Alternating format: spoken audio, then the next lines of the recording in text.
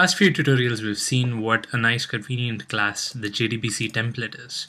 So in this tutorial we're going to cover some of the other methods of the JDBC template. So if you look at the methods that we already implemented, they're all fetch methods. So you're getting data from the database. So in this tutorial we're going to look at some methods which allow us to write data to the database, be it insert, updates, or deletes.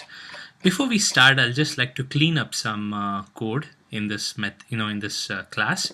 So if you notice here, first of all, we have a new JDBC template which we have added over here, which is actually useless because we have implemented a new in the data source setter. So I'll go ahead and remove this. We don't need this. Okay, so the getters and setters are fine. And here we have a method that we implemented using JDBC without the JDBC template. So I'm going to just comment this out.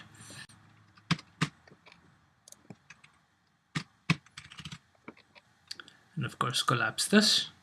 Okay, so now we are all set. So now here we have four methods. One is to get the circle count. One is to get the circle name given an ID. One is to get the circle object itself given an ID, and one is to get all the circles in the table. And we also have a circle mapper. So this is as simple as it gets for a JDBC DAO. Now we'll implement a method that inserts records. So let's say I want to insert a circle object into the database. So how would I do that? Now I would write a method here, public. I can return true or false depending on whether the insert went successfully or not. For this example, I'll just do a void. Insert circle, and I'll take a parameter circle which has to be inserted. Now, as with all the other methods, I'll write a string SQL, and this will have the insert query.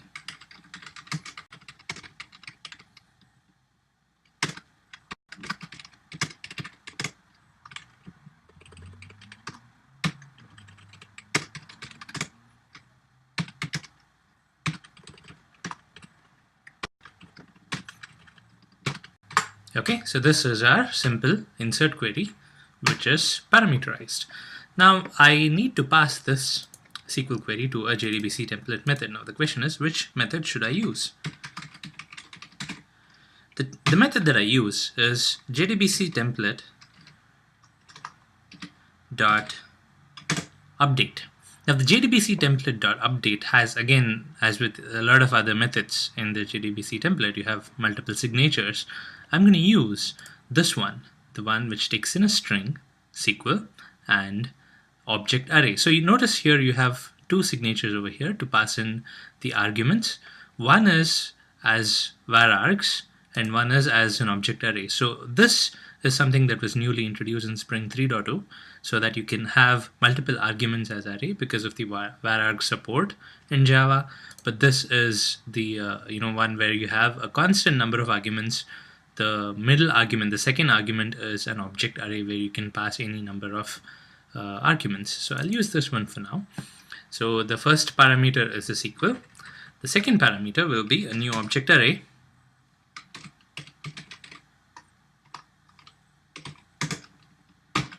And the elements of the array have to be the properties of the circle object that I'm taking over here. So I will add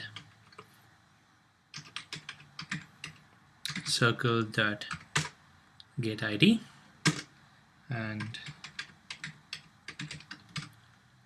circle.getName.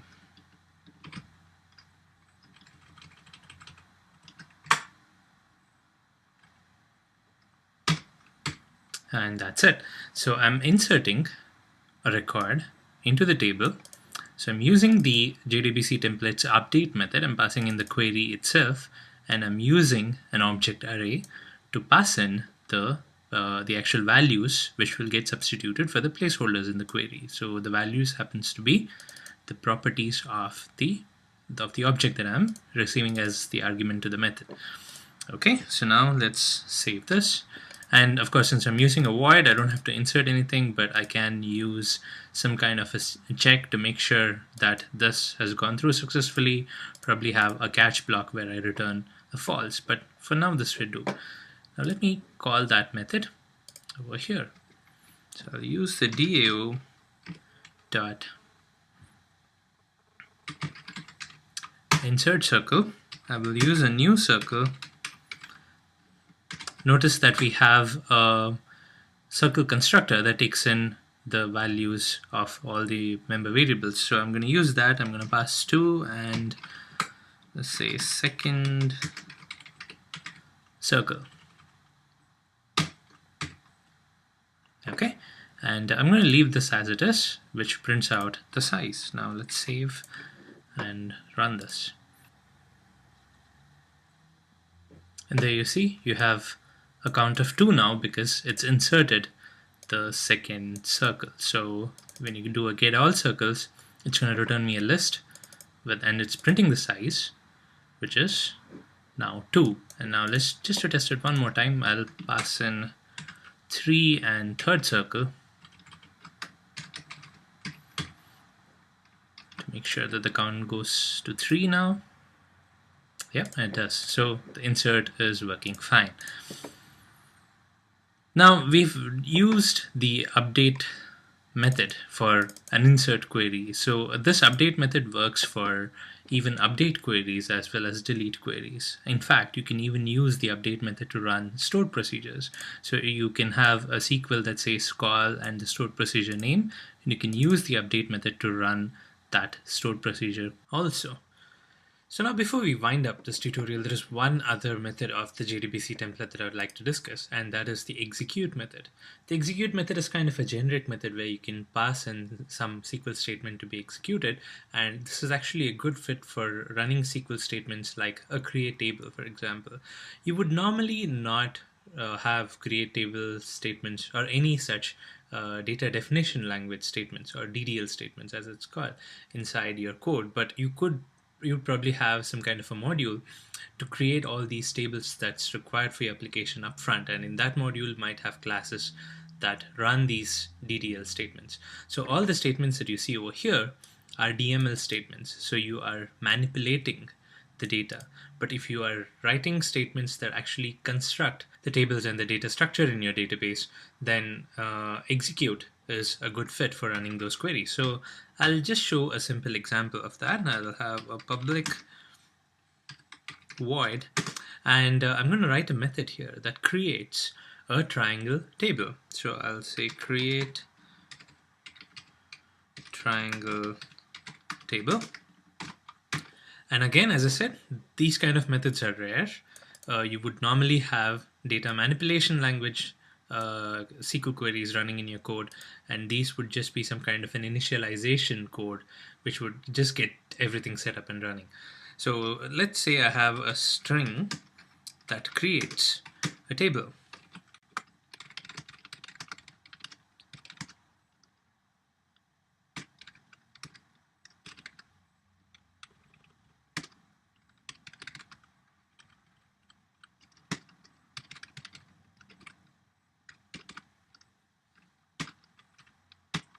Okay, simple table creation query. Now I can use the JDBC template dot execute. So this is the query that this is the method I can use to run this query. So this is going to create the table for me. So let's test this out.